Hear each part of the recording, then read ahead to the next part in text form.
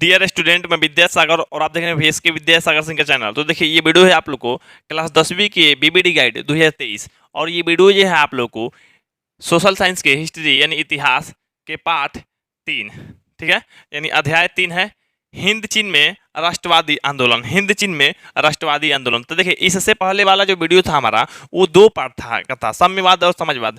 तो वो वीडियो अगर आप लोग नहीं देखे हैं तो देख लीजिएगा, लिंक डिस्क्रिप्शन बॉक्स में है, नहीं तो एक प्ले लिस्ट बना दिया गया जिसकी मदद से आप लोग क्लिक करके पूरा का पूरा वीडियो देख सकते हैं। तो यहाँ पे आप लोग को 2 पार्ट का खत्म हो गया है, ये तीसरा पार्ट हम शुरू करेंगे। आप लोग को पिछले 4 वीडियो बना चुके हैं, ये 5वां समझ लीजिए वीडियो है, यानी पार्ट 3 का पहला वीडियो है। चलिए इस वीडियो को शुरू करते हैं। शुरू करने से पहले आपसे रिक्वेस्ट है, वीडियो को लाइक और चैनल को सब्सक्राइब कर लीजिएगा, वीडियो को शेयर कर दीजिए। आप लोग को इस वीडियो में ऑब्जेक्टिव के साथ साथ सब्जेक्टिव का मजा आने वाला है, तो इसलिए पूरा ध्यान से देखिए और आप लोग कहीं से भी कोई कमी नहीं रहने देंगे, इस बात की पूरा गारंटी देते हैं। चलिए आप लोग को वीडियो शुरू करते हैं। इस वीडियो का पहला प्रश्न देखते हैं। आप लोगों को पार्ट 3 का पहला प्रश्न। अब पहला प्रश्न देखिए दिया गया है, जो आप लोग को देखिए कह रहा है हिंद चीन में कोलोन किसे कहता है। सबसे पहला क्वेश्चन और सुपर डुपर क्वेश्चन है, ये एग्जाम में काफी बार आया हुआ क्वेश्चन है। तो देखिए, हिंद चीन में कोलोन किसे कहते हैं। तो हिंद चीन का मतलब भी अगर नहीं किसी को पता है तो वो भी लोग जान जाएगा आसानी से, क्योंकि इतना प्रोफेशनल तरीका से हम बताएंगे तो किसी को भी कोई दिक्कत नहीं रहेगा। चलिए अब यहाँ पे हिंद चीन, हिंद चीन मतलब इंडो चाइना। क्या? Indo China. तो हिंद चीन में कोलोन किसे कहा जाता है। तो सबसे पहले हम इसके डिटेल्स को जानेंगे, उसके बाद आप रूपी बोल दीजिएगा कि सर इसका आंसर क्या होगा। देखिए अब यहाँ पे देखिए, यहाँ पे हिंद चीन में देखिए, हिंद चीन में कोलोन किसे कहता है। सबसे पहले बताते हैं। देखिए हिंद चीन में कोलोन किसे कहता है। तो देखिए, हिंद चीन में फ्रांसीसी नागरिक को कोलोन कहता है। पूछिए कैसे सर। तो देखिए, हिंद चीन में फ्रांसीसी उपनिवेश था। फ्रांसीसी उपनिवेश कहने का मतलब ये है कि मतलब फ्रांस के लोग अपना उपनिवेश स्थापित करके हिंद चीन के ऊपर राज कर रहा था। माने इंडो चाइना, इसको इंग्लिश में कहते हैं, इंडो चाइना पे अपना राज कर रहा था, अपना शासन चला रहा था। मतलब हिंद चीन के जो लोग थे, इन लोगों को गुलाम रहना पड़ता था फ्रांसीसियों का। मैंने फ्रांस के लोग गुलाम बना के रखा था हिंद चीन के लोगों को, ठीक है। मतलब यहाँ हिंद चीन में फ्रांस के लोग आके बस गया था। हिंद चीन में फ्रांस के लोग आके बस गया था, अपना राज पर चला रहा था, वही लोग मालिक हो गया था, हर चीज का मालिक वही हो गया था, फ्रांसीसी लोग। तो फ्रांस के लोग आके हिंद चीन के अंदर रहता था। तो हिंद चीन के जो अंदर रहने वाला है तो वो फ्रांसीसी नागरिक है। क्यों? क्योंकि फ्रांस से आया है तो फ्रांसीसी नागरिक। अब जैसे मान लीजिए हम भारतीय हैं, हम जाएंगे मान लीजिए ऑस्ट्रिया में या जर्मनी में या तुर्की में, अमेरिका में, जहीं कहीं भी जाएंगे तो हमको क्या बोलेगा, या तो इंडियन बोलेगा, नहीं तो ये एक भारतीय है, ठीक है, ऐसे बोलेगा। तो उसी तरह से जब फ्रांस के लोग हिंद चीन में आता था तो या तो कहा जाता था फ्रांसीसी और नहीं तो उन लोगों को कोलोन कहा जाता था। फ्रांसीसी और नहीं तो कोलोन। तो इसी को पूछ रहा है, हिंद चीन में कोलोन किसे कहा जाता था। तो फ्रांसीसी नागरिक को, माने फ्रांस के नागरिक वहां जाके रस गया था, बस गया था, तो फ्रांसीसी नागरिक को कोलोन कहता है। आगे आप लोग को बताएंगे। तो चलिए पहला का जो आंसर हो गया आप लोग को, सीधा सीधा ऑप्शन आप लोग को सी हो गया। ये कंफर्म रूप से आप लोग को समझ में आ गया होगा, कोई भी भूलेगा भी नहीं। चलिए हम दूसरा प्रश्न देख लेते हैं। देखिए यहाँ पे दूसरा प्रश्न देखिए दिए गए, जो दूसरा प्रश्न कह रहा है आप लोग को, लोकतंत्र का प्राण किसे कहता है। अच्छा ये बताइए, लोकतंत्र, लोकतंत्र आप लोग को पता है कि लोकतांत्रिक पार्टी जो होती है चुनाव लड़ती है, जो राजनीतिक दल होता है चुनाव लड़ता है, और चुनाव लड़ के जो कोई भी एक नेता चुना जाता है, आप लोगों को पता है। तो अब ये बताइए लोकतंत्र का प्राण। अच्छा मान लीजिए हमारा प्राण क्या है। अब हमारा प्राण अगर मेरे से निकल जाए तो हमारा जीना मुश्किल हो जाएगा, मतलब हम जिंदा ही नहीं रह पाएंगे, हम मर जाएंगे। तो उसी तरह से लोकतंत्र का प्राण मतलब क्या ऐसा लोकतंत्र में शामिल है जो वो निकल जाए तो लोकतंत्र नष्ट हो जाएगा, भ्रष्ट हो जाएगा, मर जाएगा। तो वो लोकतांत्रिक दल। क्या है? लोकतांत्रिक दल। अब लोकतांत्रिक दल जो है, ऐसे मान लीजिए जैसे बीजेपी है, कांग्रेस है, तो लोकतांत्रिक दल है। अब यही सब पार्टी नहीं रहेगा, दल नहीं रहेगा, तो चुनाव कौन लड़ेगा। लोकतंत्र कैसा है ना जी। तो मतलब कहने का मतलब आप लोग को ये है कि लोकतांत्रिक दल जो है, आप लोग को लोकतांत्रिक दल नहीं मतलब राजनीतिक दल। राजनीतिक दल मतलब जो राजनीति करता है, चुनाव लड़ता है, बीजेपी कांग्रेस, ये राजनीतिक दल जो है लोकतंत्र का प्राण है। मतलब इसका आंसर आप लोग को दूसरा का हो जाएगा, ऑप्शन नंबर ए। चित्र के मदद से आप लोग कुछ कुछ उसके रहस्य या उसके द्वारा या उसके जैसा बात को, डिटेल्स को गहराई से आप लोग ध्यान दीजिएगा, ठीक, या उसके जैसा आप लोग को चित्र दिमाग में बनने लगेगा। चलिए यहाँ पे तीसरा प्रश्न देखिए। तीसरा प्रश्न कह रहा है आप लोग को, हिंद चीन पहुंचने वाले प्रथम व्यापारी। व्यापारी पता है ना जी, जैसे मान लीजिए कोई भी सामान बेचने वाला जो व्यक्ति आया है आपके घर, तो व्यापारी है। आपके गांव में आया है, व्यापारी है। आपके देश में आया है, राज्य में आया है, ये सब व्यापारी है। तो मान लीजिए हिंद चीन भी एक देश है, आपको लोग को पता है, अगर पढ़े होंगे तो, नहीं पढ़े होंगे तो भी लगभग लगभग ले दे के चलिए, समझिए आप लोग को पढ़ा ही रहे हैं। एक तरह से अगर पढ़ते आप लोग तो डिटेल से एकदम जानते, गहराई से जानते, कहीं से भी कोई दिक्कत नहीं रहता। लेकिन फिर भी क्वेश्चन आंसर हम बता रहे हैं ऑब्जेक्टिव का, साथ में सब्जेक्टिव भी लेके चल रहे हैं। यहाँ पे देखिए, हिंद चीन एक देश है, इसे इंडो चाइना भी कहता है, मतलब इंडिया और चाइना का प्रभाव होने के कारण इसको इंडिया चाइना कहता है। इंडिया का प्रभाव, वहाँ पे लोग इंडिया का प्रभाव मैंने इंडिया से प्रभावित था, शिक्षा संस्कृति से इंडिया का शिक्षा संस्कृति चल रहा था। बाकी डिटेल्स में बताएंगे, अभी आप लोग को छोड़ेंगे नहीं, जब तक तोड़ेंगे नहीं तब तक काहे लिए छोड़ेंगे। अब देखिए, तो हिंद चीन पहुंचने वाले प्रथम व्यापारी, तो आप लोग जान जाइए हिंद चीन जो प्रथम व्यापारी पहुंचा था वो लोग थे पुर्तगाली लोग। कौन थे? पुर्तगाली। ये एग्जाम में कई बार दे दिया है, क्वेश्चन छेड़ दिया है, आप लोग याद रखिएगा पुर्तगाली। यानी तीसरा का आंसर क्या हो जाएगा? सी। तो आप लोग कहिएगा कि सर आप ये बोले हैं कि हम आपको डिटेल्स बताएंगे, तब आप लोग को ये क्वेश्चन आंसर कराएंगे, डिटेल्स बता ही नहीं रहे हैं। चलिए आप लोग डिटेल्स पे आ जाइए। चलिए अब यहाँ पे देखिए, हम भारत से रिलेटेड बता दे रहे हैं, क्योंकि हम लोग के देश से क्या है, हम लोग को जानकारी होना चाहिए, भले दूसरे देश की जानकारी हो या ना हो, एग्जाम में तो आने के लिए हम लोग जान ही गए, अपने देश की जानकारी होनी चाहिए। देखिए 8 जुलाई 1497, 8 जुलाई 1497 को पुर्तगाली नाविक बास्को डिगामा, जिसे बास्को भी, केवल बास्को भी बोला जाता है ना, बास्को डिगामा भारत की खोज में निकला था। भारत की खोज, तो आप कहिएगा ना सर बताइए भारत की खोज हुआ था 1497 में, तो यहाँ पे 1498 में हुआ था ना, लेकिन मतलब 1400 यहाँ पे आप लोगों को 1497 में वो भारत की खोज के लिए निकला था, माने 1497 से पहले भारत नहीं था। तो देखिए 1497 के पहले भी भारत था। अरे आजिल है, रामायण महाभारत के काल से भारतवर्ष है ना, भारत आजे है, सबसे पुराना है भारतवर्ष। देखिए अब यहाँ पे देख रहे हैं 8 जुलाई 1497 को क्या खोज निकला था, यहाँ पे लिखा गया है भारत की खोज में, तो नहीं, भारत की खोज में देखिए, भारत की खोज में लिखा है, लेकिन बता रहे हैं भारत की समुद्री मार्गों की खोज में, क्योंकि वो लोग पश्चिम के था, पश्चिमी सभ्यता के, मैंने पुर्तगाली लोग, इधर आया पूर्व की ओर, मैंने पूर्व की ओर व्यापार करने के लिए आया। वो लोग जैसे मान लीजिए हमारे घर में अनाज हो रहा है, मान लीजिए चावल बहुत ज़्यादा हो गया, अब ज़्यादा हो गया तो हम क्या करेंगे, रख के सड़ाएंगे जी नहीं ना, बेचेंगे ना, तो बेचने के लिए कोई गांव ढूंढेंगे, तो इस गांव में जाकर बेच दिए, अब और गांव हमको मिल जाएगा तो और बेचेंगे, तो उसी तरह हम ढूंढते रहते हैं, चाहे ढूंढेंगे, ठीक ना। तो उसी तरह वो पश्चिमी सभ्यता वाला लोग क्या आता है चावल बेचने, या मतलब जो भी उन लोगों का है, वो लोग बेचने के लिए या व्यापार करने के लिए आया, तो भारत की खोज पे निकला। वह 20 मई 1498 को केरल के कोझिकोड जिले के, देखिए अब वो आया केरल, तो केरल बंदरगाह है, केरल बंदरगाह है कोझिकोड जिला में, कहाँ? कोझिकोड जिला में है बंदरगाह। कौन? कलिकट बंदरगाह है। कौन कलिकट? मतलब ये केरल के कलिकट बंदरगाह है, या जिला अगर आप लोगों को जानकारी रखना है तो कोझिकोड, लेकिन सब लोग जिला जानता नहीं है, कोझिकोड जिला में है कलिकट बंदरगाह। अब याद रखिए बंदरगाह किसे कहा जाता है? जहाँ बस रुकता है, बस स्टैंड या बस डिपो कहा जाता है, ठीक ना। जहाँ माने रेलवे रुकता है, रेल ट्रेन रुकता है, तो वहाँ रेलवे स्टेशन या कैंट कहते हैं, ठीक। उसी को जिस मान लीजिए क्या, जहाँ जहाज जाके रुकता है, जहाँ जहाज जाके रुकता है एयरपोर्ट, नहीं तो हवाई अड्डा कहलाता है। तो उसी तरह यहाँ पे आप लोग को जहाँ समुद्री जहाज, मतलब पानी में के जहाज जहाँ आके रुकता है पोर्ट, नहीं तो उसको बंदरगाह बोला जाता है, ठीक ना। तो यहाँ पे देखिए वही कलिकट बंदरगाह पे आया, कौन आया? तो बास्को डिगामा आया, है ना। कब आया? तो 20 मई 1498 को आया, है ना। कापड़ गांव, अब वहाँ गांव गांव जो है कापड़ गांव, कलिकट बंदरगाह जो है कापड़ गांव में है, पहुंचा था। उसका स्वागत केरल के राजा जमोरिन ने किए थे। केरल के राजा जो थे जमोरिन, और मान लीजिए कोई आ रहा है उधर से विदेश से, तो कोई ना कोई मिलने के लिए स्वागत के लिए जाएगा, तो जमोरिन गए थे, जमोरिन राजा। चलिए तो ये केरल के राजा थे। यहाँ पे देखिए दिया गया तीसरा, हिंद चीन में पहुंचने वाले प्रथम व्यापारी, इसे भारत के लिए आप लोग को बताएं तो बास्को डिगामा थे। अब बास्को डिगामा क्या थे? तो बास्को डिगामा पुर्तगाली थे। कहाँ है? तो देखिए यहाँ पे पुर्तगाली नाविक है ना, तो बास्को डिगामा पुर्तगाली थे। तो आप लोग ये बता दीजिए हिंद चीन में कौन पहुंचे थे? सबसे पहले पुर्तगाली, जो कि आप लोग को ऑप्शन नंबर सी हो जाएगा। तीसरा का जो हो गया आप लोग को ऑप्शन नंबर सी। देख रहे हैं ना, ये बंदरगाह है, यहाँ पे ये जहाज लेके, मैंने पानी वाला जहाज लेके ये लोग आए हैं, यहाँ पे उतरे हैं, राजा गए हैं स्वागत के लिए इन लोगों के, ठीक ना। चलिए आगे हम लोग देखते हैं चौथा प्रश्न। आप लोगों को कहीं से कोई दिक्कत नहीं रहने देंगे, गहराई से देखिए बताते हैं, इसीलिए ताकि स्टूडेंट लोग को समझ में। देखते हैं हम 4 नंबर, 4 नंबर जो हमारा प्रश्न कह रहा है, अंकोर वाट का मंदिर कहाँ है। तो आप लोग से एक बात का रिक्वेस्ट करते हैं, आप लोग इसके बाद जो क्वेश्चन है, चौथा और 5वां क्वेश्चन, और भी जितना क्वेश्चन है सबके लिए अभी एकदम सटीक तरीका से समझाएंगे, अब बताएंगे, बस ध्यान देने की कोशिश कीजिएगा। आप लोग थोड़ा सा भी इधर उधर मैनेज करने की कोशिश मत कीजिएगा। ये नहीं मत सोच लीजिएगा वीडियो लंबा है, भगा भगा के देख लेते हैं, मैनेज हो जाएगा। मैनेज कीजिएगा तो फिर दिक्कत है। जिसको कुकुलाहट हो रहा है कुकुला लीजिए, जिसको खुजलाहट हो रहा है खुजला लीजिए, लेकिन वीडियो को बहुत ध्यान से देखिएगा, बहुत करीब से देखिएगा। गुरु को हर वाणी में ज्ञान का आलोक होता है, हर वाणी को आप लोग ध्यान से सुना कीजिए, आप लोग कुछ ना कुछ मिलेगा ही मिलेगा। सबसे पहले अंकोर वाट के मंदिर कहाँ है ये पूछा गया है, तो आप लोग को बताते हैं।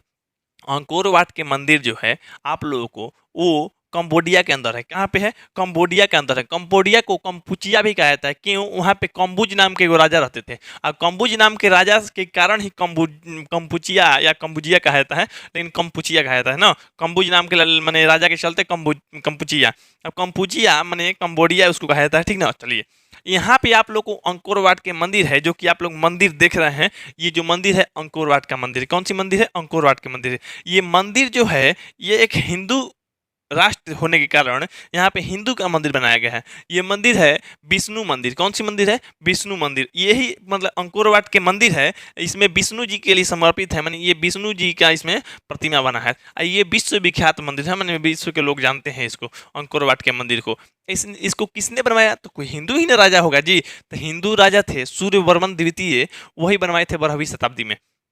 अब सोच लीजिए हम लोग के लिए कितना अच्छा है। जैसे मान लीजिए हम लोग एक हिंदू हैं, हिंदू एक भारत जो है हिंदू राष्ट्र है, अब भारत हिंदू राष्ट्र है। अब हिंदू का मंदिर बनेगा किसी दूसरे देश में तो हम लोग के लिए तो खुशी है। अब यहाँ पे यही जो है बनाया गया है, माने कंबोडिया के अंतर्गत, माने कंबोडिया भी एक तरह का एक देश है, वहाँ पे आप लोग को बनाया गया है अंकोर वाट का मंदिर। ये विष्णु जी के लिए मंदिर है।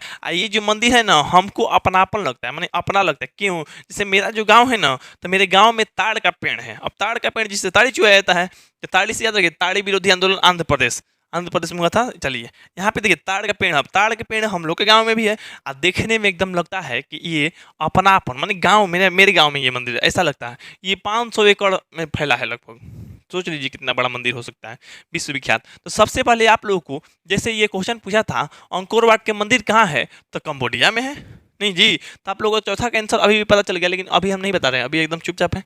आगे बढ़ते हैं। अभी चौथा का आंसर समझ लीजिए नहीं जाने हैं, नहीं जाने हैं, एकदम समझ लीजिए नहीं जाने हैं। अभी आप लोग को डिटेल से जब बता लेंगे तब कहिएगा कि सर जाने। ठीक, पांचवा जो आंसर है ये अंकोर वाट के मंदिर का निर्माण किस शासक के द्वारा करवाया गया था, इसका भी आंसर हम लोग जानेंगे कि सूर्यवर्मन द्वितीय ने करवाया था। लेकिन अभी भी कहेंगे सर हम नहीं जानते हैं, अभी कुछ नहीं जानते। चुपचाप सुनिए पहले ध्यान से, जितना गहराई आप लोग को यहाँ मिलेगा कुछ और भी मिलेगा। देखिए, अंकोर वाट का मंदिर, कंबोडिया एक ऐसा देश है जहाँ दुनिया का सबसे विशाल और भव्य मंदिर है। दुनिया का सबसे विशाल और भव्य मंदिर है। यह मंदिर अंकोर वाट नामक इलाके में है। अंकोर वाट नामक इलाके में है, जो यहाँ के राजा सूर्यवर्मन द्वितीय द्वारा 12वीं सदी में बनाया गया था। यह मंदिर भगवान विष्णु को समर्पित है। भगवान विष्णु के लिए मंदिर ये बना है, ठीक ना। यह मंदिर दुनिया का सबसे बड़ा धार्मिक स्थल भी माना जाता है। यह मंदिर 7,20,000 वर्ग मीटर, करीब 500 एकड़ क्षेत्र में फैला है। तो इस मंदिर के बारे में थोड़ा बहुत जानकारी मिला। अभी और डिटेल से जानते हैं। देखिए, अब यहाँ पे देखिए आप लोग, यहाँ पे आगे आप लोग को वियतनाम, लाओस और कंबोडिया का क्षेत्र हिंद चीन है। हिंद चीन जो है ये क्या है, तो हिंद चीन जो है वियतनाम, लाओस और कंबोडिया के क्षेत्र है। मैंने अगर तीनों को मिला दीजिए, वियतनाम को मिला दीजिए, लाओस को मिला दीजिए, कंबोडिया को मिला दीजिए, तो पूरा भाग को मिला जुला के उसको कहा जाता है आप लोगों को हिंद चीन, मतलब इंडो चाइना। इंडो चाइना जानते हैं ये क्षेत्र क्यों कहा जाता है? तो देखिए, लाओस, कंबोडिया और वियतनाम, जो लाओस, कंबोडिया, वियतनाम, ये तीनों क्षेत्रों पे किसी पे चाइना का प्रभाव है तो किसी का इंडिया का प्रभाव है। माने इंडो चाइना माने इंडिया का प्रभाव, चाइना का प्रभाव, यानी हिंद चीन मतलब हिंदुस्तान के प्रभाव और चीन के प्रभाव। उसी तरह से यहाँ पे जैसे ये वियतनाम है ना, तो वियतनाम के ऊपर चीन का शिक्षा संस्कृति का प्रभाव था, माने चीनी शिक्षा संस्कृति का प्रभाव था। बच गया लाओस और कंबोडिया, तीन गो हिस्सा भाग आता है उसमें, तो तीनों में मान लीजिए दोनों में लाओस और कंबोडिया पर भारतीय प्रभाव था। भारतीय प्रभाव माने कहने का मतलब देखिए प्रभाव क्या है। जैसे मान लीजिए हम हैं, अब हमारा अगर आप लोग में प्रभाव रहेगा तो हम जैसे करेंगे वैसे आप लोग करेंगे। जैसे मान लीजिए हम खेलने के लिए कोशिश करेंगे क्रिकेट, तब मेरे जैसा आप लोग सीखेंगे। जैसे मान लीजिए हम बोल रहे हैं तो उस तरह से आप लोग बोलने की कोशिश कीजिएगा। जैसे कोई हम डायलॉग कोई बोले, डायलॉग बोलने की कोशिश कीजिएगा। उसी तरह के मान लीजिए जैसे हम पढ़ते हैं उसी तरह से आप लोग पढ़ना चाहिएगा। सोचिएगा कि हम इनके जैसा बने, हम जो भगवान की पूजा करेंगे उसके जैसा मैंने पूजा करिएगा। क्यों? कब? जब आप लोगों पर मेरा अधिकार या प्रभाव रहेगा, मेरा शिक्षा संस्कृति का प्रभाव रहेगा, तो मेरे जैसा करना चाहेंगे या मेरे से सीखना चाहेंगे। तो उसी तरह से लाओस और कंबोडिया के अंदर जो रह रहा था लोग, वो लोग भारतीय प्रभाव से में था, तो भारत की शिक्षा संस्कृति को मानता था, इसलिए कंबोडिया के अंदर मंदिर भी बनता था, हिंदू राष्ट्र का मंदिर बनता था। आप लोग को समझ में आ रहा है? तो यहाँ पे आगे बढ़ते हैं। यहाँ पे देखिए दक्षिण पूर्व एशिया जो ये मंदिर है, चाहे ये देश है हिंद चीन। हिंद चीन कहाँ है? तो दक्षिण पूर्व एशिया माने इधर है, मतलब मेरे से इधर, मतलब पूरब और ये दक्षिण के बीच में, मतलब पूरब और दक्षिण के बीच में, तो इसलिए कहा जाता है मैंने दक्षिण पूर्व एशिया में वियतनाम, लाओस और कंबोडिया वियतनाम, लाओस और कंबोडिया लगभग 3 लाख वर्ग किलोमीटर के क्षेत्र को हिंद चीन कहा था। किसको किसको? वियतनाम, लाओस और कंबोडिया को हिंद चीन कहा था। इसका क्षेत्रफल जो है 3 लाख वर्ग किलोमीटर है, अर्थात हिंद चीन कहा जाता है। हिंद चीन मतलब इंडो चाइना, 3 देशों को मिलकर मैंने मिलाकर बना है, 3 देशों को मिला के हिंद चीन बना है। ये 3 देश वियतनाम, लाओस और कंबोडिया है। वियतनाम, लाओस और कंबोडिया है। वियतनाम पे चीन का प्रभाव था। वियतनाम पे किसका प्रभाव था? वियतनाम पे हम क्या बोले, वियतनाम पे चीन का प्रभाव है, लाओस और कंबोडिया में भारतीय प्रभाव है। तो यहाँ पे देखिए कह रहा है वियतनाम पे चीन के प्रभाव है। आप लोग को स्पष्ट नहीं दिख रहा होगा क्योंकि छोटा छोटा है, लेकिन फिर भी हम आप लोग को बता रहे हैं तो सीखिए। परंतु लाओस और कंबोडिया पर भारतीय संस्कृति के प्रभाव था, भारतीय शिक्षा संस्कृति। ये मत समझिए राज्य करते थे हम लोग, गुलाम बने थे, नहीं, हम लोग का प्रभाव था, माने हम लोग के जैसा वो सीख रहा था, ठीक ना, प्रभाव था। 4वीं शताब्दी में कम्बुज राज्य की स्थापना हुई, वहाँ एक भारतवंशीय राजा बना। कम्बुज भारतीय संस्कृति के प्रधान केंद्र बना। कम्बुज जो क्षेत्र है वो भारतीय शिक्षा संस्कृति के प्रभाव केंद्र बना। और 12वीं शताब्दी में राजा सूर्यवर्मन द्वितीय ने अंकोर वाट का मंदिर का निर्माण करवाया, परंतु 16वीं शताब्दी में कम्बुज का पतन हो गया। कम्बुज का पतन हो गया, खत्म हो गया, और आंतरिक संघर्ष की स्थिति उत्पन्न हो गई। 1498, यहाँ पे देखिए, यहाँ पे दिया गया है आप लोग को, 1498 ईस्वी से बाद भारत डच, इंग्लैंड, फ्रांसीसियों का व्यापार हेतु मैंने आगमन होने लगा था। ये देखिए, मान लीजिए 1498 से भारत में जो है आप लोग को, मतलब उसके बाद में पुर्तगाली, डच, इंग्लैंड, फ्रांसीसी लोग आ रहा था यहाँ व्यापार करने में, पूर्व मैंने पश्चिमी सभ्यता से पूर्व की ओर आ रहा था, ठीक। 20वीं शताब्दी के आरंभ तक संपूर्ण हिंद चीन फ्रांस की अधीनता में रहा। मैंने अब देखिए, अब 20वीं शताब्दी तक मैंने जो हिंद चीन का जो था फ्रांस की अधीनता में आ गया, जहाँ पे जिसका राज था किसका था, मैंने ये हिंदुस्तान के और चाइना का, लेकिन आ गया अब फ्रांस। फ्रांस अपना अधीनता जमा लिया, मैंने वो राज करने लगा। हिंद चीन में बसने वाले फ्रांसीसी को कोलोन कहते हैं, जो कि पहला प्रश्न बताए थे आप लोग को, यहाँ पे देख लीजिए कोलोन कहा जाता है। अभी बता दिया, आप लोग समझ गए होंगे कोलोन कहा जाता है। तो चलिए आप लोगों को यहाँ पे कुछ क्वेश्चन है, क्वेश्चन हम लोग जानते हैं। क्वेश्चन जो है यहाँ पे देखिए इतिहास से है। द्वितीय अध्याय, ये एनसीईआरटी के अनुसार द्वितीय है, लेकिन बीबीडी गाइड जब आप लोग को पढ़ रहे हैं तो ये तृतीय अध्याय में आता है। देखिए तो यहाँ पे देखिए, ये समझिए अंकोर वाट का मंदिर किस देश में स्थित है, तो आंसर है इसका कंबोडिया। कुछ मेन मेन क्वेश्चन बता देते हैं, आप लोग समझा दिए, बिल्कुल समझा दिए, सब आप लोगों को पकड़ में आएगा। देखिए अंकोर वाट का मंदिर निर्माण किस शासक के द्वारा कराया गया था? सूर्यवर्मन द्वितीय के द्वारा। चलिए, वियतनाम में रहने वाले फ्रांसीसी नागरिक को क्या कहा जाता है? तो कोलोन कहा जाता है। वियतनाम लोकतांत्रिक गणराज्य की स्थापना किस वर्ष हुई? देखिए ध्यान दीजिए, वियतनाम लोकतांत्रिक गणराज्य जब आजाद हुआ होगा तो ये 1945 में हुआ होगा, 1945 में ही हुआ था। कंबोडिया का नया नाम क्या था? तो कंबोडिया का नया नाम था कनपुचिया। क्या? कनपुचिया या कंबुजिया कहा था, ठीक ना, कंपुचिया, ठीक। चलिए, जिनेवा समझौता कब हुआ था? तो 1954 में। जिनेवा समझौता कब हुआ था? 1954 में। आप लोग को क्वेश्चन आएगा, आप लोग को समझा दे रहे हैं अभी ताकि आप लोग को समझ में आए। चलिए, फ्रेंच इंडो चाइना, मैंने इसमें फ्रांस भी आ गया था, इंडिया भी आ गया था, अब चाइना भी आ गया था। तो हम लोग का तो पहले ही से प्रभाव था। अब फ्रांस राज्य स्थापना कर लिया अपना हिंद चीन में। तब फ्रेंच इंडो चाइना की स्थापना किस वर्ष हुई? तो वो हुआ था 1887 में। जिनेवा समझौता में किस देश को 2 भागों में बांटा गया? जिनेवा समझौता को जिनेवा समझौता हुआ, जिनेवा समझौता 1954 में हुआ। 1954 में हुआ ना, तो वियतनाम को 2 भागों में बांट दिया गया, दक्षिणी वियतनाम और उत्तरी वियतनाम। दक्षिणी वियतनाम और उत्तरी वियतनाम में बांट दिया गया, ठीक है। तो वियतनाम को 2 भागों में बांटा गया। वियतनाम का एकीकरण कब हुआ था? वियतनाम का एकीकरण हुआ था 30 अप्रैल 1975 को। आगे आएगा क्वेश्चन, आप लोग को टेंशन मत लीजिए, बीबीडी में दिया गया है। खैर, और भी कुछ जानते हैं। जिनेवा समझौता में किस देश को 2 भागों में बांटा गया था? वियतनाम को। चलिए यहाँ पे और देखते हैं, बाओदाई कहाँ का शासक था? तो बाओदाई जो था दक्षिण वियतनाम का था। वियतनाम तो बता देना, एगो दक्षिणी वियतनाम, एगो उत्तरी वियतनाम। तो वियतनाम में जो दक्षिणी वियतनाम था वहां पे आप लोगों को बाओदाई का सरकार था या बाओदाई का शासन था, ठीक ना। माइली गांव की घटना कहाँ हुई थी? अब रुकिए बता रहे हैं। माइली गांव है, माइली एक गांव है, देखिए बताते हैं। अब माइली गांव है, माइली गांव ऐसा है, तो माइली गांव जो है अमेरिका इससे लड़ रहा था युद्ध। माइली गांव मैंने वियतनाम से लड़ रहा था, वो दक्षिणी वियतनाम की तरफ से। देखिए, उत्तरी वियतनाम की तरफ से दूसरा लोग फ्रांस लोग था, और वो तो दक्षिणी वियतनाम के से लड़ रहा था। ये मैंने उत्तरी वियतनाम से मैंने दोस्ती कर लिया था अमेरिका, तो दक्षिणी वियतनाम से लड़ रहा था अमेरिका। अब लड़ रहा था, अमेरिका का हार हो रहा था। तो हार हो रहा था, जान रहे उसका सैनिक क्या किया? उसका सैनिक एक गाँव है माइली, माइली हत्याकांड से प्रसिद्ध है। माइली गांव है, माइली गांव है। तो माइली गांव को घेर लिया अमेरिका के सैनिक, घेर लिया उस गांव को चारों ओर से। घेरने के बाद सभी पुरुषों को बारी बारी से गोली से मार दिया गया, जला दिया गया। उसके बाद जो महिला और लड़की बची उसके साथ बलात्कार किया गया और सामूहिक बलात्कार किया गया। किसी तरह से एक व्यक्ति, एक वृद्ध बूढ़ा इंसान बच के गया और ये घटना की जानकारी विश्व में बताया, किसी प्रेस को बताया होगा, विश्व को बताया, तो विश्व में अमेरिका के बहुत बड़ा आलोचना हुई, बहुत बड़ा शिकायत हुई, निंदा हुआ। इससे इसको अमेरिका को एक रसेल नाम के, फर्नेड रसेल जो नाम का व्यक्ति है, आगे बताएंगे, आगे क्वेश्चन समझाएंगे, सुनेंगे, तो वो व्यक्ति उसको एक अदालत बैठा के अमेरिका को दोषी करार दिया था। आप दोषी हैं, अमेरिका दोषी है, अमेरिका के फौज या पुलिस या सैनिक क्यों ऐसा माइली गांव में ऐसा किया। तो माइली जो गांव है वो किस अंतर्गत आता है या कहाँ पे था, तो दक्षिणी वियतनाम के अंतर्गत आता है। दक्षिण वियतनाम में माइली गांव है, तो वहीं पे माइली हत्याकांड हुआ था। माइली घटना माने माइली के गांव के हत्या हुआ था, ठीक ना, मतलब ये घटना है माइली गांव की घटना। कहाँ पे हुई थी? दक्षिण वियतनाम में हुई थी। चलिए, the history of the loss of Vietnam किसने लिखी? तो फान बोईचाउ। किसने? फान बोईचाउ ने। कौन सी? The history of loss of Vietnam किसने लिखी? तो फान बोईचाउ ने लिखा था, ठीक ना। अंकोर वाट के मंदिर किस हिंदू देवता को के मंदिर है? तो ये विष्णु जी की है, यहाँ पे आप लोग देख रहे हैं स्पष्ट रूप से, ठीक। आप लोग को पीडीएफ चाहिए तो हम पीडीएफ दे देंगे, आप लोग को टेंशन करने वाली बात नहीं है। देखिए, देखिए, पहला टेलीविजन युद्ध किसे कहा जाता है? तो पहला टेलीविजन जो है, वियतनामी युद्ध को पहला टेलीविजन युद्ध कहा जाता है। क्यों? क्योंकि पहला युद्ध को टेलीविजन पे दिखाया गया था। ये पहला युद्ध था वियतनामी युद्ध 1945 से पहले, कि इसको मैं टेलीविजन पे दिखाया गया, तो इसलिए इसको पहला टेलीविजन युद्ध कहा जाता है। पहला टेलीविजन युद्ध किसको कहा जाता है? तो वियतनामी युद्ध को पहला टेलीविजन युद्ध कहा जाता है। अब चलिए, हनोई समझौता कब हुआ था? तो हनोई समझौता जो है, हनोई समझौता 6 मार्च, याद रखिएगा, 6 मार्च 1946 ईस्वी को फ्रांस और वियतनाम के बीच में हुआ था।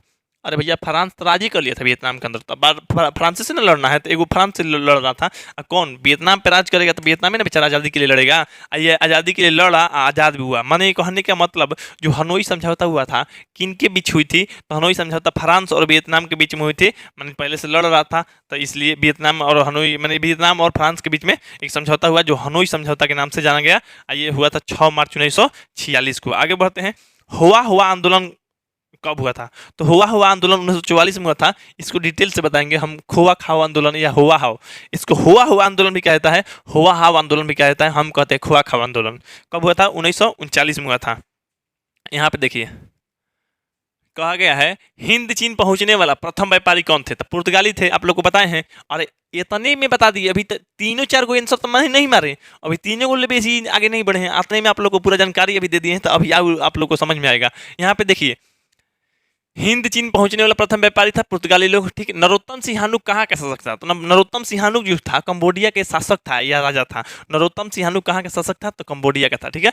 हुआ आंदोलन किस प्रकृति का था? तो हुआ आंदोलन क्रांतिकारी धार्मिक था। देखिए, हुआ आंदोलन क्रांतिकारी, उसमें लड़ाई भी हो रहा था और धर्म के लेके हो रहा था, माने पूजा पाठ की माने भी किया जा रहा था। माने पूजा पाठ के साथ साथ लड़ाई भी, माने क्रांतिकारी भी था और धार्मिक भी था। मतलब धर्म के लिए, पूजा पाठ के लिए, अपना धर्म के लिए लड़ रहा था। और ये क्रांतिकारी माने किसी जान लेना या जान देना, ये युद्ध भी चल रहा था। माने क्रांतिकारी भी आंदोलन था और धार्मिक भी आंदोलन था। कौन? हुआ आंदोलन या खोआ खाओ आंदोलन। खोआ खाए की बात होता है, लेकिन लोग लड़ाई भी कर रहा था, पूजा पाठ भी कर रहा था। तो क्रांतिकारी और धार्मिक दोनों होता है, तो ये बात को आप लोग जान गए। चलिए, वियतनाम में टोंकिन फ्री स्कूल है ना की स्थापना किस वर्ष हुई थी? तो ये हुआ था 1907 में। टोंकिन फ्री स्कूल की स्थापना कब हुआ था? 1907 में। कहीं पे टोंकिन होता है, कहीं पे टोंकिन होता है, ठीक। चलिए, मार्च 1946, यहाँ पे दिया गया है, मार्च 1946 में फ्रांस एवं वियतनाम के बीच होने वाला समझौता किस नाम से जाता है? अभी बताएं, हनोई समझौता। मार्च, यहाँ पे अभी देखिए ऊपर में, हनोई समझौता 6 मार्च 1946 में हुआ था। ये फ्रांस और वियतनाम के बीच में हुआ था। तो वही कह रहा है, मार्च में हुआ था 1946 में, वियतनाम और फ्रांस के बीच में हुआ था। कौन समझौता है? तो वो समझौता हनोई समझौता है। कौन समझौता है? हनोई समझौता। वियतनाम युद्ध की समाप्ति किस अमेरिकी राष्ट्रपति के समय हुई थी? जब वियतनाम का युद्ध चल रहा था, तो वो कौन से उस समय राष्ट्रपति थे? तो उस समय थे निक्सन। कौन थे? निक्सन था, ठीक ना। चलिए, किस देश ने 1940 में वियतनाम पे कब्जा कर लिया? तो जापान जो है 1940 में वियतनाम पे कब्जा कर लिया था। तो जापान भी लड़ रहा था। एक तो पहले से था इंडिया और पाकिस्तान, हिंद चीन पे देखिए क्या कर रहा है। माने इंडिया का प्रभाव और चाइना का प्रभाव है। आ गया उधर से फ्रांस, इधर से आ गया जापान, ये सब लड़ रहा है अपने में राज्य जमाने के लिए। तो हम राजा बनेंगे, यहाँ के हम राजा बनेंगे। अरे गजब के बुड़बक है ये लोग। चलिए देखिए, अब तो आजाद जाइए ना, लूटिए। अनामी दल की स्थापना किसने की थी? तो अनामी दल का अन्नादुरई किए थे। कौन? अन्नादुरई, ठीक ना, अनामी दल अन्नादुरई। यहाँ पे देखिए स्कॉलर्स विद्रोह कब हुआ था, स्कॉलर्स विद्रोह जो हुआ था कब हुआ था, 1868 में हुआ था, 1868। हो चिन मिन का शाब्दिक अर्थ है पथ प्रदर्शक, माने रास्ता दिखाने वाला, रास्ता दिखाने वाला। हो चिन मिन के बारे में डिटेल्स से जानेंगे आप लोग को, टेंशन मत लीजिए। यहाँ पे देखिए 27 नंबर का रहा है, वियतनाम स्वतंत्रता लीग की स्थापना किसके द्वारा की गई थी, तो हो चिन मिन के द्वारा। वियतनाम स्वतंत्रता लीग, तभी तो वियतनाम स्वतंत्र हुआ। अगर ये स्थापना नहीं किया जाता तो मतलब वियतनाम स्वतंत्रता लीग की स्थापना नहीं होता तो शायद पता नहीं हो चिन मिन ये किए थे, स्थापना अगर नहीं किए होते तो शायद आज़ाद या स्वतंत्र भी नहीं हुआ होता। तो वियतनामी स्वतंत्रता जो है लीग उसी के साथ लड़ के स्वतंत्र भी हुआ वियतनाम, यानी आज़ाद भी हुआ। तो इतना आप लोग जान गए। आगे अब देखते हैं आप लोग को, आगे क्या पीछे चलते हैं, क्योंकि हम लोग जो क्वेश्चन को छोड़ के आए हैं, कौन सा क्वेश्चन, 4 नंबर क्वेश्चन को छोड़ के आए हैं, फिर 5 नंबर क्वेश्चन के भी देख लेते हैं। तो बताइए 4 नंबर क्वेश्चन जो छोड़े थे हम आप लोग को, अब 4 नंबर क्वेश्चन सीधा सीधा समझ में आ रहा होगा कि अंकोर वाट का मंदिर कहाँ स्थित है, तो ये कंबोडिया में, यानी चौथा का जो आंसर हो जाएगा आप लोग को सीधा सीधा ऑप्शन आप लोग को डी हो गया। तो चलिए अब हम 5 नंबर प्रश्न को देख लेते हैं। 5 नंबर देखिए आप लोग चित्र के मदद से थोड़ा बहुत समझेगा कीजिए, ठीक ना। 5 नंबर का अंकोर वाट के मंदिर का निर्माण किस शासक के द्वारा करवाया गया था, तो ये है आप लोगों को सूर्यवर्मन द्वितीय। सूर्यवर्मन द्वितीय शासक थे जो वहाँ अंकोर वाट का मंदिर यानी विष्णु जी का मंदिर का मैंने स्थापना या उसको बनवाया था या करवाया गया था ना, निर्माण करवाया गया था, ठीक है। यानी 5वां का आंसर आप लोग को पहला हो जाएगा, यानी ऑप्शन नंबर ए हो जाएगा। चलिए अब हम 6 नंबर प्रश्न को देख लेते हैं। 6 नंबर जो प्रश्न है हमारा दिए गए हैं आप लोग को। 6 नंबर प्रश्न देखिए कह रहा है, ये तो पढ़ लिए आप लोग को समझा दिए। देखिए 6 नंबर कह रहा है, मार्च 1946 में फ्रांस एवं वियतनाम के बीच में होने वाला समझौता किस नाम से जाता है, तो मार्च अभी बताए थे आप लोगों को, मार्च, वो मार्च में कौन मार्च, तो 6 मार्च, 6 मार्च 1946 में फ्रांस एवं वियतनाम के बीच में होने वाला समझौता है किस नाम से जानता है, थोड़ा सा डिटेल्स पढ़ लीजिए। हनोई समझौता 6 मार्च 1946 ईस्वी को फ्रांस और वियतनाम के बीच में हुआ था। कौन सा समझौता हुआ था, तो हनोई समझौता। तो वही पूछ रहा था कौन सा समझौता हुआ था फ्रांस और वियतनाम में, कब, तो मार्च 1946 में हुआ था। वो फ्रांस वियतनाम के बीच में हुआ था, वो समझौता वो कौन समझौता के नाम से जानता है, तो हनोई समझौता। यानी आप लोग को जो आंसर हो जाएगा आप लोग को ऑप्शन नंबर बी, यानी 6वां का आंसर आप लोग को बी हो गया, हनोई समझौता। चलिए यहाँ पे देखिए 7 नंबर प्रश्न, 7 नंबर देखिए प्रश्न जो कह रहा है आप लोग को, 7 नंबर प्रश्न कह रहा है, हिंद चीन के क्षेत्र में कौन से देश नहीं आते हैं। देखिए हिंद चीन, हिंद चीन में तो आप लोग को पता है ना 3 हुआ आता है, हिंद चीन में 3 हुआ आता है, लेकिन आप लोग को नहीं पता है तीनों को, और मैंने जैसे 3 है ना, एगो है वियतनाम, लाओस और कंबोडिया, 3 है वियतनाम, लाओस और कंबोडिया। तो ये वियतनाम पे जो है चीन का प्रभाव है, लाओस और कंबोडिया पे है भारतीय प्रभाव है, ठीक। तो अब यहाँ पे आप लोग देखेंगे, तो यहाँ पे देखिए हिंद चीन जो है, हिंद चीन में देखिए चीन आता है, वियतनाम आता है, लाओस आता है, लेकिन चीन नहीं आता है। आप लोग को पता जानी कैसे, हिंद चीन कहने का मतलब चीन उसमें शामिल नहीं है, उसका प्रभाव है, तो इसलिए इसका आंसर आप लोग को नहीं होगा ये, यानी 7वां का ए नहीं होगा। 8वां देखिए हिंद चीन, अबे हिंद चीन में हिंद चीन थोड़ा था, मैंने ये भी नहीं होगा। देखिए सी नंबर कंबोडिया, वियतनाम और लाओस आता है, तो ये 7वां में आता है कंबोडिया, वियतनाम और लाओस, तो हाँ आता है, यानी हिंद चीन में ये आता है, तीनों का तीनों, यानी 7वां का आंसर आप लोग को सी हो जाएगा। लेकिन आप लोग ये जान लीजिए, ये जो आप लोग कंबोडिया है, लाओस है, इस पर भारतीय प्रभाव है, लेकिन वियतनाम में चीनी प्रभाव है। अब वियतनाम को 3 टुकड़ा कर दिया गया है, वियतनाम को 3 टुकड़ा किया गया है, मतलब वियतनाम के अंदर में 3 आता है, अनाम, तोंगकिन और कोचिन चीन, अनाम, तोंगकिन और कोचिन चीन। तो देखिए कंबोडिया, लाओस, अनाम, तोंगकिन, कोचिन चीन, मतलब 5 गो हो गया। देख लीजिए 3 गो इसका, जैसे मान लीजिए ये 3 गो इसका, अरे एगो कंबोडिया, तो कंबोडिया है ये है, अब एगो कंबोडिया हो गया, एगो कंबोडिया, 3 गो इसमें हो गया, एगो इसमें, तो कुल मिला के 5 गो नहीं हो गया जी। तो इसमें 3 गो कौन कौन आता है वियतनाम में, तो वियतनाम में आता है अनाम, तोंगकिन और कोचिन चीन, अनाम, तोंगकिन और कोचिन चीन। बाकी आप लोग को देखने के लिए मिलेगा, टेंशन मत रखिए। चलिए यहाँ पे आप देखते हैं चित्र, आप लोग को चित्र भी देखना अनिवार्य है। देखिए ये जो रंगीन में पूरा पूरा भाग दिख रहा है, पूरा पूरा मिला के हिंद चीन का है, तो क्या कहता है, हिंद चीन। हिंद चीन में किसी पे चीन का प्रभाव है तो किसी पे भारत का प्रभाव है। तो देखिए कंबोडिया और लाओस जो है, कंबोडिया और लाओस पे भारत का प्रभाव है, किस पे है, भारत का प्रभाव। मैंने अधिकतर क्षेत्र तक देख लीजिए, दिख रहा है ना आप लोग को, ये मैंने इस रंगोला और इस रंगोला पे, इस पे भारतीय प्रभाव है। अब जो चीन के प्रभाव, कोचिन चीन, अनाम, तोंगकिन, देखिए ध्यान दीजिए, तोंगकिन, अनाम, कोचिन चीन 3, कंबोडिया 4, लाओस 5। माने हिंद चीन में अब 3 गो जान रहे थे, लेकिन अब 5 गो जानेंगे। हिंद चीन में 5 गो, चीन लिया है 3 गो, तोंगकिन, अनाम और कोचिन चीन को 3 गो ले लिया है। 3 गो कलर में भी दिख रहा है, 3 गो हिंद का माने चीनी का प्रभाव, चीन का प्रभाव है, अनाम, कोचिन चीन और तोंगकिन, ये इस पर चीनी का प्रभाव है, ठीक।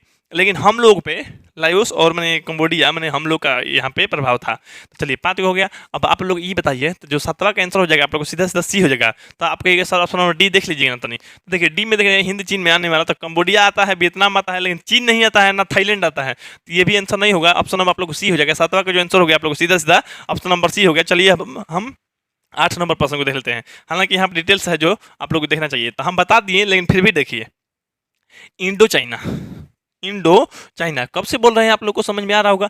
इंडो चाइना अथवा हिंद चीन, जिसके अंतर्गत वियतनाम, अनाम, तोंकिन और कोचिन चीन। वियतनाम में देखिए 3 बार आया, अनाम, तोंकिन और कोचिन चीन। अनाम, तोंकिन और कोचिन चीन का संयुक्त नाम। वियतनाम जो है, वियतनाम अकेले नहीं है। आप लोग बहुत सोच रहे खुश हो रहे थे। तो 3 गो क्षेत्र है, एगो लाओस है, वियतनाम है, कंबोडिया है। तो लाओस, वियतनाम को कंबोडिया, वियतनाम में अकेले चीन को दिया गया है, 2 गो लाओस और कंबोडिया मिला है भारत को। तो वियतनाम में अकेले भारत माने वियतनाम नहीं है, उसमें संयुक्त रूप है 3 गो के। कौन कौन? अनाम, तोंकिन और कोचिन चीन का संयुक्त रूप है, ये कहलाता है वियतनाम, ठीक ना। अच्छा, तो वियतनाम, लाओस और कंबोडिया हैं।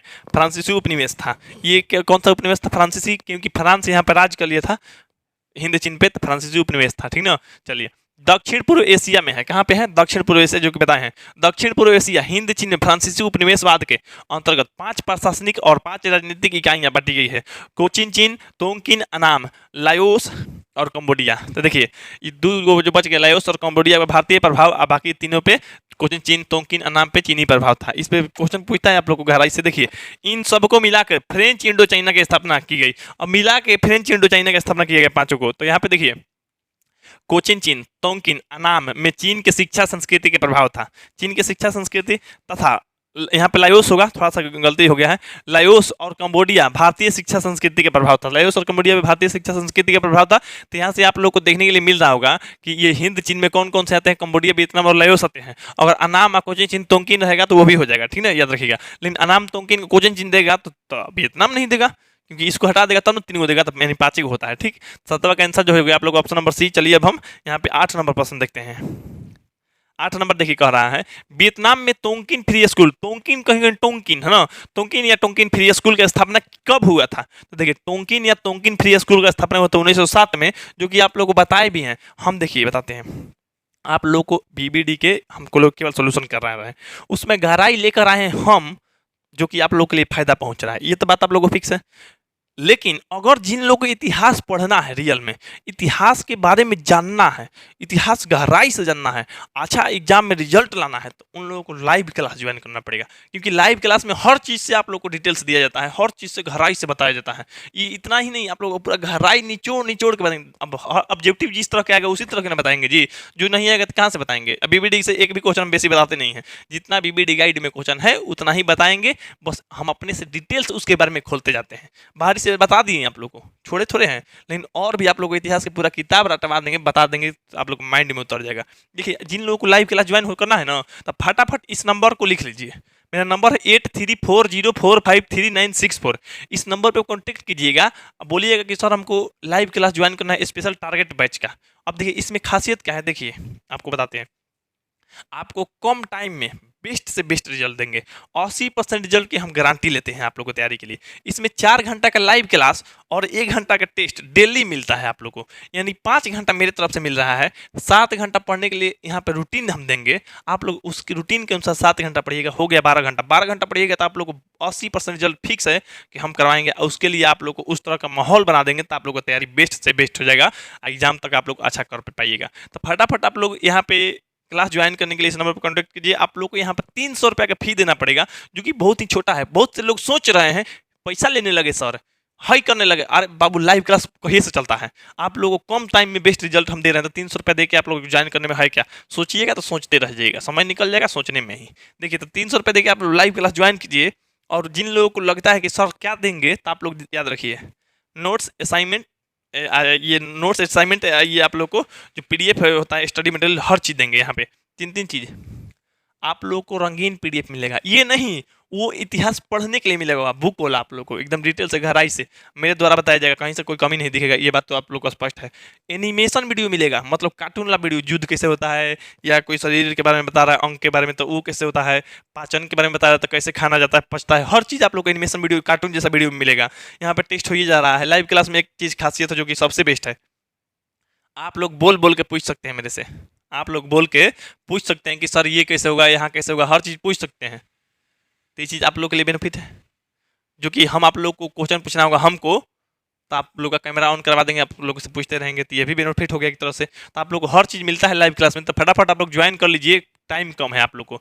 चलिए यहाँ पे देखिए, वियतनाम में तोंकिन फ्री स्कूल की स्थापना कब हुई थी? तो तोंकिन फ्री स्कूल की स्थापना हुआ था 1907 में, लेकिन अभी हम देख लेते हैं यहाँ पे देखिए तोंकिन फ्री स्कूल है क्या, क्यों हुआ था तोंकिन फ्री स्कूल का स्थापना? फ्री मैंने फ्री में पढ़ाई होगा। देखिए यहाँ पे देखिए टोंकिन, वह तोंकिन टोंकिन होता है, ठीक।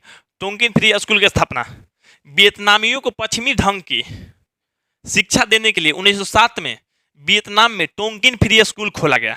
टोंकिन फ्री स्कूल खोला गया। ये कक्षा, यहाँ कक्षा शाम को लगती थी तथा इसमें सामान्य शिक्षा के साथ साथ विज्ञान, स्वच्छता, फ्रांसीसी भाषा की कक्षाएं भी दी मैंने होती थी। यहाँ पे देखिए ये क्या क्या करना था, तो वियतनामियों को पश्चिमी ढंग से शिक्षा देना था, पश्चिमी ढंग से। अब बात समझिए, देखिए वो पश्चिमी सभ्यता के लाया था हम लोग की तरफ, और वो लोग अपना राज चला रहा था। अब सोच लीजिए केहू के दाल गली फ्रांसीसियन के राज चली, ऐसा ऐसा गाना गाता होगा वो लोग, ना गाता होगा जी। देखिए हमें यहाँ कहने का मतलब ये है कि टोंकिन फ्री स्कूल लाया गया, अब उन लोग को शिक्षा देना था। अब शिक्षा वो लोग बहुत खतरनाक देता था, डेंजर, खराब देता था। वो लोग कहता था ना कि मेरे भगवान को पूजो, मेरे धर्म को मानो, मेरा धर्म अच्छा है, मेरे देश के राजा लोग अच्छा है, मेरे देश के ये लोग अच्छा है। ये लोग के बेचारा बड़ाई करता था। हम बताइए आप लोग के घर में जाएंगे और कहेंगे ना हमारा पापा के अपन पापा कहो, माने आप लोग से कहेंगे हमारा पापा के अपन पापा कहो, हई भगवान का हम पूजा करते हैं तू कर, तुमको देखो तुम्हारे पापा गंदे हैं, तुम्हारे पापा अच्छा नहीं है, तुम्हारे पापा ये करते हैं। वो लोग ये हिंद चीन में आके यही तो कर रहा था, कह रहा था तुम्हारा भगवान अच्छा नहीं है, खराब है, मेरा भगवान अच्छा है, मेरा देश के वैज्ञानिक अच्छा है, मेरा देश के राजा अच्छा है, हर चीज़ अच्छा है। बड़ाई कर रहा था, इन लोग को शिकायत कर रहा था, और वैसा ही स्टूडेंट को सिखा रहा था। ऐसा ऐसा किताब वो छपवाया था फ्रांस, अपना भाषा में पढ़ा रहा था, अपना भाषा कह रहा है मेरा भाषा सीखो। और बताइए उन लोग को भाषा सीखने के लिए, सिखाने के लिए यहाँ का टीचर रहेगा, वियतनाम के मैंने कहने मतलब ये हिंदी चीन के रहेगा नहीं, उधर से टीचर आता था, यहाँ आके रहता था, तो उन लोगों को कोलोन भी कराया जाता था फ्रांसीसी नागरिक को। तो यहाँ हर चीज़ अपना सिखा रहा था। तो यही आप लोग को जान रहे हैं, अगर ज़्यादा आप लोग पढ़ जाइएगा तो आप उन लोग का नौकरी नहीं मिलेगा। वो फ्रांस से कैसे आएगा? तो बुड़बकवा जैसा का पढ़ा रहा था, मैंने अच्छा से पढ़ा भी नहीं रहा था। सोच लीजिए, जानबूझ के फाइनल में जाते थे, चाहे मैंने उच्च स्तर तक एग्जाम दीजिएगा तो फेल कर देता था लोग, नहीं तो पास हो जाइएगा तो आपको नौकरी देना पड़ेगा, तो जानबूझ के फेल कर देता था। किसी किसी को पास करता था, नहीं तो नहीं। इसका पेमेंट जो है पैसा बहुत ज़्यादा रखा था, इसलिए गरीब लोग पढ़ भी नहीं सकता था। तो सोचिए ऐसा व्यवस्था के मुंह हम न मारे। देखिए तो टोंकिन फ्री स्कूल जो है वियतनामियों को पश्चिमी ढंग से शिक्षा देने के लिए है। अब कब हुआ था इसकी स्थापना? तो 1907 में हुआ था। ये 8वां का आंसर आप लोग को ऑप्शन नंबर ए हो जाएगा। तो चलिए अब हम 9 नंबर प्रश्न को देख लेते हैं। यहाँ पे देखिए 9 नंबर प्रश्न, 9 नंबर प्रश्न कह रहा है आप लोग को, the history of the loss of Vietnam नामक किसने लिखा? ये जो पुस्तक है किसने लिखा था? तो ये लिखा है फान बुइचाउ। आप लोग को आगे ऊपर में दिखाए थे, the history of the loss of Vietnam नामक पुस्तक किसने लिखा था? तो फान बुई चाउ ने लिखा था। यानी 9वां का जो आंसर हो जाएगा आप लोग ऑप्शन नंबर बी हो जाएगा। तो यही पुस्तक है आप लोग फान बुई चाउ। हमको भाषा नहीं आता वियतनामी भाषा, ये कैसे पढ़ाया जाता है, ठीक ना। चलिए, अरे हम लोग भैया कितना भाषा सीख सकें, ठीक ना। यहाँ पे देखिए हुआ हुआ आंदोलन किस प्रवृत्ति का था? अब आप लोग को बताए ना, हुआ हाव आंदोलन या हुआ हुआ आंदोलन या खोआ खाव आंदोलन, इसको कहा जाता है हुआ हाव आंदोलन, ठीक। हुआ हाव आंदोलन हम कहते हैं खोआ खाव आंदोलन। यहाँ पे लिखा गया है बीबीडी में हुआ हुआ आंदोलन, तो हुआ हुआ आंदोलन भी मिलेगा, हुआ हाव आंदोलन भी मिलेगा, और खोआ खाव आंदोलन मेरी तरफ से मिलेगा, ठीक। अब यहाँ पे देखिए, अब भैया ये सब देखिए युद्ध लड़ाई करने के लिए माहौल बना के, मूड बना के बंदूक लेके खड़ा है सैनिक लोग। यहाँ देखिए एक नाव पे सवार है या झंडा लेके ये पूजा पाठ करने वाला यहाँ के व्यक्ति है। माने जो ये था हुआ हुआ आंदोलन, चाहे हुआ हुआ आंदोलन, ये कैसी प्रकृति थी इसकी? तो प्रकृति थी क्रांतिकारी और धार्मिक, माने लड़ाई भी करने वाला, धर्म भी करने वाला, धार्मिक लोग भी था, माना क्रांतिकारी और धार्मिक दोनों था। इसलिए 10वां का जो आंसर हो जाएगा आप लोग को ऑप्शन नंबर डी हो जाएगा। अभी बताते हैं आप लोग को। चलिए, हुआ हुआ आंदोलन 19वीं सदी के उपनिवेशवाद विरोधी आंदोलन में उपजे विचारों से प्रेरित था। एगो विचार प्रेरित हुआ था उपनिवेशवाद में विरोधी आंदोलन कराने के लिए। इस आंदोलन को मैंने 1939 में शुरू किया गया था। ये आंदोलन जो है 1939 में शुरू हुआ था। हरे भरे मेकोंग डेल्टा इलाके में इसे भारी लोकप्रियता मिली। हरा भरा मेकोंग डेल्टा था, प्रचलित भी हुआ, फेमस भी हुआ। इस आंदोलन के संस्थापक हुइन फूसो थे। यहाँ आंदोलन क्रांतिकारी और धार्मिक प्रवृत्ति की थी। जो ये आंदोलन था क्रांतिकारी और धार्मिक प्रवृत्ति का था। तो आप लोग पहले इसको पढ़ लेना चाहिए था, हमको भी पढ़वा लेना चाहिए था। आप लोग खुद पढ़ लीजिएगा तो आराम से मार दीजिएगा। तो इसकी ये आंदोलन जो है क्रांतिकारी और धार्मिक थे। तो क्रांतिकारी और धार्मिक का यही क्वेश्चन पूछा गया है। तो हुआ आंदोलन किस प्रकृति का था? तो ये क्रांतिकारी और धार्मिक था, जो कि इसका आंसर आप लोग को ऑप्शन नंबर डी हो गया। 10वां का जो आंसर हो गया आप लोग को सीधा सीधा ऑप्शन नंबर डी। तो चलिए अब हम 11 नंबर प्रश्न को देख लेते हैं। चलिए यहाँ पे देख रहे हैं 11 नंबर जो प्रश्न है, कह रहा है आप लोग को नरोत्तम सिंहानुक कहाँ के शासक थे? तो देखिए नरोत्तम सिंहानुक जो थे वो कंबोडिया के राजा थे। कहाँ के थे?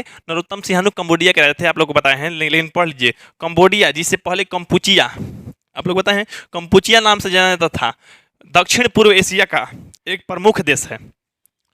नोम पेन, यहाँ पे नाम पेन हो गया, नोम पेन होगा। नोम पेन इस राजतंत्रीय देश का सबसे बड़ा शहर और इसकी राजधानी भी थी। तो इस कंबोडिया जो था ये मैंने क्या मैंने दक्षिण पूर्व एशिया में आता था, ये प्रमुख देश था। तो नोम पेन, तो यहाँ पे ये नोम पेन इसकी राजधानी या शहर थी। तो यहाँ पे जो है नोम पेन है। तो वहाँ पे नरोत्तम सिंहानुक क्या थे? वहाँ के शासक थे। कहाँ के? कंबोडिया के। कंबोडिया के यानी कंबोडिया के शासक कौन थे? नरोत्तम सिंहानुक। या नरोत्तम सिंहानुक कहाँ के शासक थे? तो कंबोडिया में तो अनेकों शासक बने हैं, ऐसा बात थोड़े कि नहीं बना है। लेकिन कंबोडिया में ही शासक थे वो सूर्यवर्मन द्वितीय, तो सूर्यवर्मन द्वितीय भी बने हैं। लेकिन ये नरोत्तम सिंहानुक भी बने हैं। नरोत्तम सिंहानुक मैंने कहाँ के राजा थे? तो कंबोडिया के राजा थे, जो कि इसका आंसर आप लोग 11 का हो जाएगा। ऑप्शन नंबर आप लोग को डी, यहाँ चित्र के मदद से देख सकते हैं कंबोडिया के राजा के। चलिए यहाँ पे 12 नंबर प्रश्न देखिए। अब 12 नंबर प्रश्न जो दिया गया है आप लोग को, हिंद चीन में बसने वाले फ्रांसीसी को क्या कहता है? तो ये प्रश्न दोहरा दिया। पहला प्रश्न ही यही था आप लोग को, हिंद चीन में बसने वाले जो फ्रांसीसी हैं उनको कोलोन कहता है। क्या ये फ्रांस के लोग हैं, हिंद चीन में बसा हुआ है, उसको कोलोन कहता है, जो कि आप लोग को ऑप्शन नंबर सी हो जाएगा। 12 का आंसर सी हो गया। देखिए तो कितना जल्दी जल्दी क्वेश्चन बनने लगा, लेकिन हम लोग समझ गए तभी तो। यहाँ पे देखिए आप लोग, हिंद चीन क्षेत्र में अंतिम युद्ध की समाप्ति के समय अमेरिकी राष्ट्रपति, तो अंतिम युद्ध जब समाप्ति हुआ था तो अमेरिका के राष्ट्रपति कौन था? तो यहाँ पे देखिए रिचर्ड निक्सन, आर निक्सन भी कहता है या रिचर्ड निक्सन, संयुक्त राज्य अमेरिका के 37वें राष्ट्रपति थे। 20 जनवरी से 1969 से 9 अगस्त 1974 के बीच राष्ट्रपति के पद पे रहे थे ये निक्सन। तो अब कह रहा है हिंद चीन के क्षेत्र में जो अंतिम युद्ध हुआ था उस युद्ध के समय अमेरिका के राष्ट्रपति यही थे, निक्सन थे। ठीक ना, ये बहुत ही शातिर थे, बहुत जानलेवा हैं। यानी आप लोग को जो 13 का आंसर हो जाएगा आप लोग को ऑप्शन नंबर बी निक्सन हो जाएगा, रिचर्ड निक्सन। चलिए अब 14 नंबर प्रश्न को देख लेते हैं। देखिए 14 नंबर प्रश्न जो दिया गया है आप लोग को, किस प्रसिद्ध दार्शनिक ने एक अदालत लगाकर अमेरिका को वियतनाम युद्ध के लिए दोषी करार दिया? अच्छा, दक्षिणी वियतनाम में बताए ना, माइली गांव है, माइली हत्याकांड हुआ था। माइली के लोगों को यहाँ के मैंने महिलाओं को बलात्कार किया था, पुरुषों को मार दिया था। तो यही व्यक्ति जो है, ये व्यक्ति अपना अदालत लगा के अमेरिका को दोषी करार दिया। कौन है? तो ये है रसेल। कौन है? रसेल। यहाँ पे डिटेल्स इनका देखते हैं। बर्नेल्ड रसेल अंतर्राष्ट्रीय ख्याति प्राप्त ब्रिटिश दार्शनिक, गणितज्ञ, वैज्ञानिक, शिक्षा शास्त्री, राजनीतिक शास्त्री, समाज शास्त्री एवं लेखक भी थे। इतना चीज ये इतना महान थे, तब जाके ये अमेरिका को दोषी ये करार दिए थे रसेल, फर्नेड रसेल दिए थे, जो कि आप लोग को ऑप्शन नंबर ए हो जाएगा। 14 का जो आंसर हो गया आप लोग को सीधा सीधा ए हो गया। आप लोग को कहीं से कोई दिक्कत नहीं दिख रहा होगा आप लोग को। चलिए 15 नंबर प्रश्न देखते हैं। देखिए यहाँ पे 15 नंबर प्रश्न कह रहा है आप लोग को, हिंद चीन में कौन राष्ट्र शामिल नहीं है? अब देखिए हिंद चीन में देखिए सबसे पहले अगर 3 को देखिएगा या 5 को देखिएगा तो देखिए हिंद चीन में जो देश है आप लोग को लाओस, कंबोडिया, वियतनाम है। लाओस, कंबोडिया और वियतनाम है, लेकिन चीन नहीं शामिल है। चीन का तो प्रभाव था उस पर, किस पे? तो वियतनाम के अंदर, ये वियतनाम पर चीन का प्रभाव था, और लाओस, कंबोडिया पर भारत का प्रभाव था, लेकिन चीन उसमें शामिल नहीं था। हिंद चीन में चीन ना भारत था, ये लोग का प्रभाव है तब हिंद और तब चीन का है, मैंने हिंदुस्तान और चाइना में चीन के प्रभाव, ठीक ना। यहाँ पे इस बात को 15 का जो आंसर हो जाएगा आप लोग को ऑप्शन नंबर सी हो गया। बहुत से लोग जो नहीं पढ़ते हैं हिंद चीन सोच के चीन मार देते हैं, अरे ये है नाम से हो जाएगा, थोड़े उस पर प्रभाव था, बहुत से लोग मार देंगे, ठीक ना। तो 15 का आंसर आप लोग को हो गया सीधा सीधा सी, क्योंकि चीन नहीं था इसके प्रभाव में। देख लीजिए हिंद चीन में ही ना 5 को राजा था, 5 को शामिल था। पहले तो 3 को था, इसको मैंने पूरा को मिला के वियतनाम कहता है, पूरा को मिला के वियतनाम, इसको लाओस और कंबोडिया 3 को, नहीं तो इसको अगर 5 को देखेगा, देखिए कोचिन चीन, यहाँ देखिए आप लोग कोचिन चीन, ये कोचिन चीन है। उसके बाद अनाम है, तोंकिन है। तोंकिन, अनाम और कोचिन चीन को मिला के वियतनाम, लाओस और कंबोडिया है। तो जो इसका आंसर आप लोग को सीधा सीधा हो जाएगा, आप लोग हिंद चीन में चीन शामिल नहीं था, तो इसका मतलब 15 का ऑप्शन नंबर आप लोग सी हो गया। चलिए अब हम यहाँ पे 16 नंबर प्रश्न को देख लेते हैं। 16 नंबर प्रश्न देखिए, पुर्तगालियों ने अपना केंद्र कहाँ बनाया या बनाया था? तो पुर्तगाली लोग थे जो अपना केंद्र ये मलाक्का में बनाए थे। कहाँ पे? मलाक्का। देखिए कोई भी देश होता है व्यापारी करना, पुर्तगाली लोग व्यापार करने के लिए आया था इधर हिंद चीन में, तो लोग व्यापार करना था। व्यापार करने के लिए कहीं ना कहीं केंद्र बनाना होगा। जैसे मान लीजिए हम कोचिंग चलाते हैं, तो हम कोचिंग चलाते हैं तो आप कहिएगा ना सर रोड के पास आइए ना, बैठ जाइए 5 मिनट 10 मिनट पढ़ा दीजिए, पेड़ के पास आइए छाया है पढ़ा दीजिए, यहाँ आइए बगल में कोनो दुकान पर भीड़ नहीं है आइए ना वहाँ पर पढ़ा दीजिए।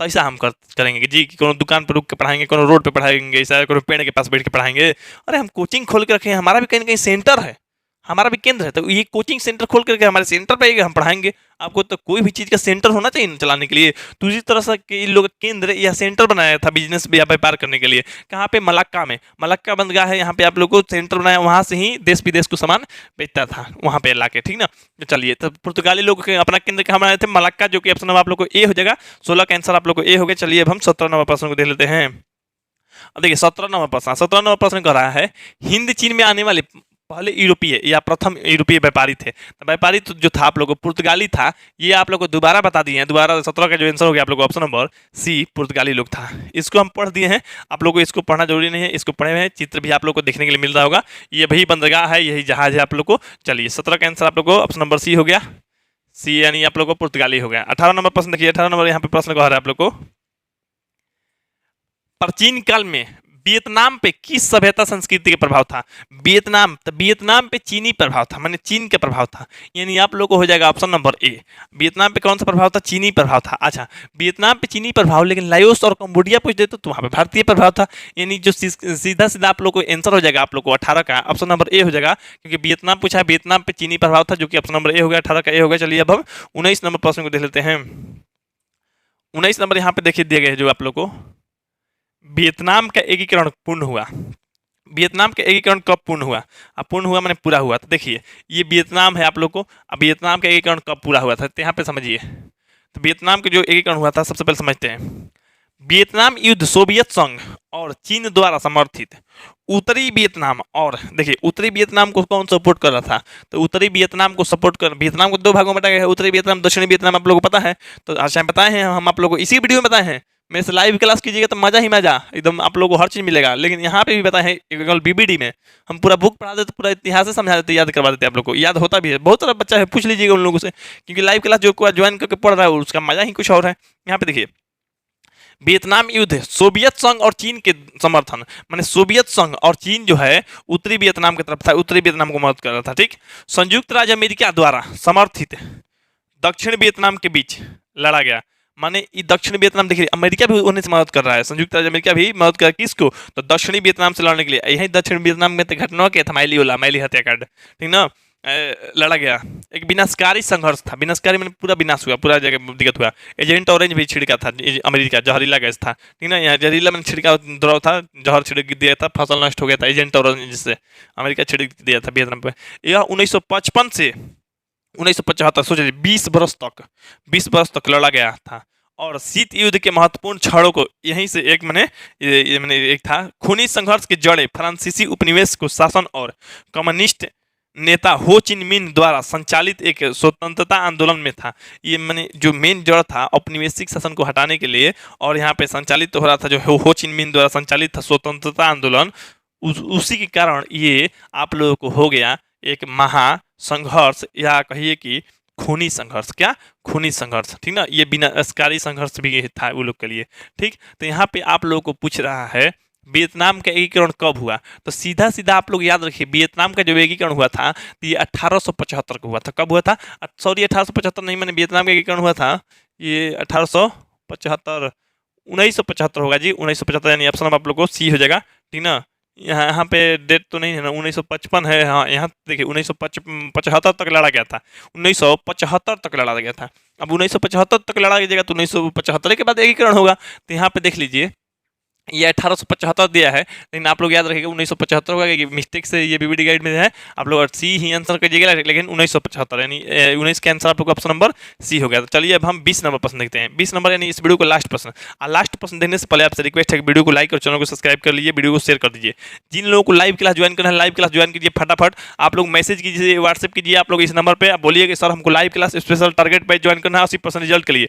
हम 80% रिजल्ट की गारंटी देते हैं और इसमें तैयारी कराते हैं आप लोग को। 4 घंटा का लाइव क्लास और 1 घंटा का टेस्ट डेली का डेली मिल रहा है आप लोग को। डिटेल से तैयार मिलेगा, पूरा पिछला वीडियो आप लोग को हर चीज़ मिल जाएगा डिटेल से, जैसे इतिहास भूगोल सारा विषय ऑल टू ऑल विषय पढ़ाए हैं आप लोग को मिल जाएगा। उर्दू छोड़ के हर सब्जेक्ट का आप लोग को chapter wise PDF assignment paper notes मिल जाएगा आप लोग को। एनिमेशन वीडियो मिल जाएगा कार्टून के जैसा, युद्ध के साथ ये जो भी ये हर चीज़ एनिमेशन वीडियो मिलेगा आप लोग को। उसके बाद आप लोग को जो टेस्ट है, टेस्ट होता है। अब क्या चाहिए आप लोग को, बोलने का हक दिया जाता है, वहाँ पे माइक मिल रहा है, माइक से आप लोग बोल सकते हैं। कैमरा आप लोग के पास है, कैमरा ओपन करके आप लोग अपना चेहरा दिखा सकते हैं, जैसे हम आपको देखते हुए पढ़ाएंगे। तो आप लोग को हर चीज़ मिल रहा है यहाँ पे पढ़ने के लिए, मेरे तरफ से गारंटी भी मिल रहा है। आप लोग मेरा अनुभव एक्सपीरियंस जानते हैं, 10 बरस का एक्सपीरियंस लेके आप लोग को पढ़ा रहे हैं। आप लोग को खुशी होना चाहिए कि इतने कम उम्र में 10 वर्ष का एक्सपीरियंस लेके रखे हैं। ये झूठ वाला बात नहीं है, क्योंकि देखिए हम झूठ बोल ही कैसे सकते हैं, ऑनलाइन पढ़ा रहे हैं। मेरे मार्केट का भी लड़का लोग, बच्चा लोग देखता है, कैसे झूठ बोल सकते हैं। सही में पढ़ा रहे हैं आप लोग को, और सभी लोग जानते भी हैं। यहाँ पे देखिए आप लोग को इस वीडियो को लास्ट प्रश्न यानी 20 नंबर। अब 20 नंबर कह रहा है संयुक्त वियतनाम का गठन किस वर्ष हुआ था। संयुक्त वियतनाम अभी अभी बताए ना जी, संयुक्त वियतनाम का जो गठन हुआ था वो 1975 में हुआ था। कब हुआ था? 1975। तो 1975 हो जाएगा आप लोग को सीधा सीधा आंसर, यानी 20 का आंसर आप लोग को ऑप्शन नंबर डी हो जाएगा। तो चलिए अब हम इस वीडियो के बाद जो आप लोगों को वीडियो लाएंगे, इसी पार्ट से लाएंगे आप लोग को 21 नंबर। 21 नंबर आप लोग को दिखाएंगे।